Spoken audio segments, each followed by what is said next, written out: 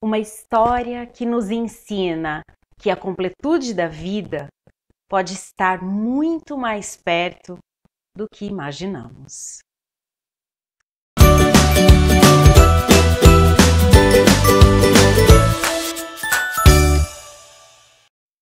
Olá, sejam muito bem-vindos! Este é o Passeio Literário, eu sou Priscila e hoje eu quero compartilhar com vocês a minha experiência de leitura do livro O Filho de Mil Homens, do escritor Walter Hugo Mãe. O autor nasceu na Angola, mas a sua nacionalidade é portuguesa. Além de ser escritor e editor, ele também é artista plástico e cantor. As suas obras já receberam vários prêmios e ele é um autor muito querido. Lendo a obra dele, dá para entender por quê. O livro foi publicado aqui no Brasil em 2016 e é uma obra belíssima. A história é recheada de personagens, mas eu vou trazer aqui para vocês aqueles que, pelo menos para mim, saltaram como os protagonistas da história. Começando com Crisóstomo. Ele é um pescador de 40 anos que mora ali na beiradinha da praia e sempre que tem oportunidade costuma sentar-se na areia, olhar para toda aquela imensidão e pensar sobre a própria vida.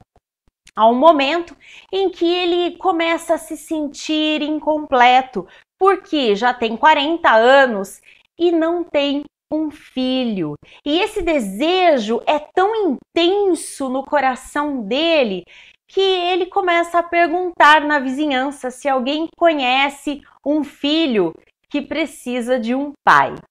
Mas o tempo vai passando até que ele conhece o Camilo, que é um adolescente de 14 anos. O Camilo não tem uma história muito feliz. Ele é filho de uma mulher anã e na história nós conhecemos um pouquinho da vida desta mulher também. Quando o Camilo nasceu, a sua mãe já morreu em seguida, de modo que ele ia ser adotado. Quem decide acolher este garoto é um idoso que estava passando pela cidade, que já era viúvo, vivia sozinho e decidiu então cuidar do garoto. À medida em que o Camilo vai crescendo, ele vivencia, junto com este avô adotivo, algumas histórias um tanto sobrenaturais, porque todos os barulhos que se ouvia na casa, o avô dizia que era a presença da avó. Aí ele ficava um pouco sobressaltado, mas ele cresce com esta ideia. Além disso, o Camilo é criado de um modo muito conservador. Então, o avô dele ensina o que é certo, o que é errado, como se deve julgar as coisas, como se deve olhar para determinadas situações. Claro que à medida em que o Camilo cresce, ele começa a problematizar isso, ele começa a rever toda essa criação que ele teve. Mas quando este avô adotivo morre, ele se vê sozinho no mundo e precisa então sair em busca de trabalho. Afinal de contas, como ele está sozinho, ele precisa se sustentar. E aí então o Camilo decide procurar trabalho como pescador. E aí ele encontra o Crisóstomo, que é um pai em busca de um filho. E não demora muito para que eles iniciem um relacionamento e sim, se tornem pai e filho. Camilo não decepciona, ele é um rapaz muito atento àquilo que pode ou não ferir o Crisóstomo. Ele tem uma gratidão muito grande por ter sido acolhido. E não apenas isso, o Crisóstomo não deixa que o Camilo vá trabalhar. Ele quer que o Camilo estude, então ele realmente assume essa posição paterna e faz o melhor que pode para proporcionar a este adolescente uma vida compatível com a que ele deveria ter, que era de se dedicar aos estudos. Na história, conhecemos também a Isaura, que é uma jovem que vive com seus pais e que está prometida em casamento. Já está tudo certo para o casamento dela e durante muitos anos ela conversa com esse noivo, ela sai para dar uma volta com este noivo, mas ela evita se aproximar fisicamente dele. Por quê? Já tinha todas aquelas conversas bastante conservadoras de que a moça precisava se cuidar para não perder sua virgindade antes do casamento. Acontece que depois de muitos anos de convivência com este noivo, a Isaura acaba cedendo e eles acabam tendo uma relação sexual. Não é daquelas mais interessantes para ela, mas para seu grande desapontamento, este noivo desiste do casamento.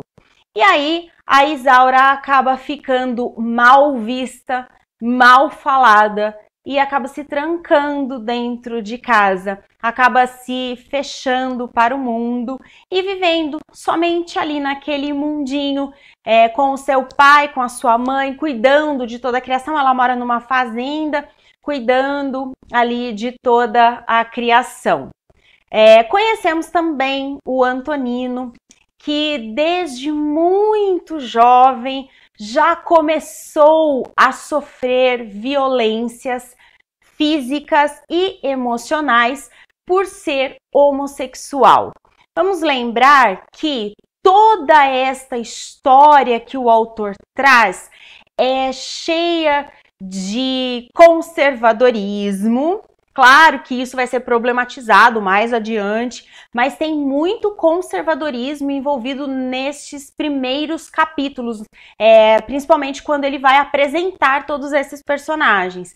E o Antonino é uma pessoa de muito bom coração, mas que sofreu muita violência física. Aqueles trechos da história que fazem a gente ficar muito indignado, sabe? De realmente pensar e se perguntar de onde as pessoas tiram tanto ódio, de onde as pessoas conseguem tirar tanta raiva a ponto de agredir desta forma um outro ser humano, o seu semelhante. Só que não é apenas isso, o Antonino precisa também lidar com rejeição. E aí teve alguns momentos em que eu me peguei naquele pensamento, né? Como deve ter sido difícil a vida dele, e aí é inevitável pensar em como deve ser difícil e dolorosa a vida de todas as pessoas que sofrem qualquer tipo de preconceito e qualquer tipo de violência, seja psicológica, emocional, física, seja uma rejeição, seja uma piada ou qualquer coisa do tipo. Então essa leitura traz também essa reflexão, o que para mim é super válido e enriquece a obra imensamente. Além desses personagens, nós conhecemos também pessoas que viviam ali no círculo da Isaura, do Antonino e outras pessoas que vão aparecendo na história. Acontece que chega num determinado momento, todas essas vidas acabam se cruzando, essas pessoas acabam se conhecendo, se aproximando. E aí, de um jeito muito poético, o autor nos mostra que família são as pessoas que nós escolhemos amar, são as pessoas que nós escolhemos ter por perto. Nem sempre é possível ter a família de sangue, como era o caso dessas pessoas que em algum momento se viram sozinhas no mundo, mas que mesmo diante de todas as adversidades é possível se construir uma família, criando laços de respeito, de amizade e, acima de tudo, de aceitação. Aceitação daquilo que cada um pode ser naquele grupo, daquilo que cada um pode entregar e acrescentar para aquela família.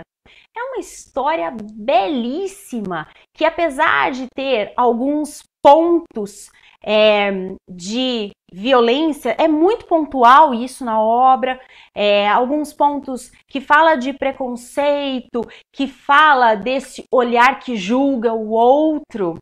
É uma história que ao final a sensação é de ficar com o coração aquecido. É um dos livros mais poéticos e mais lindos que eu já tive a oportunidade de ler. Não sei se você conhece esta obra ou alguma outra obra de Walter Ugumãe. Para mim foi a primeira experiência e já sei que preciso conhecer outras obras do autor. Se você conhece essa ou alguma outra obra, deixe aqui nos comentários, compartilhe conosco como foi a sua experiência de leitura deste autor. Reforço para você, se você tiver a oportunidade de conhecer este livro, é uma leitura que realmente vale muito a pena.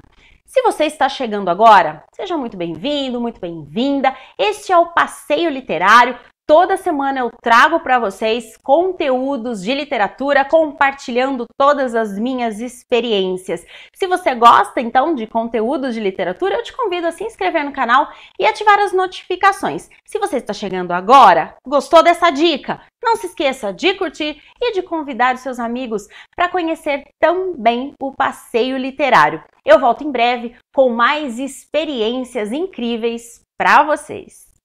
Até lá!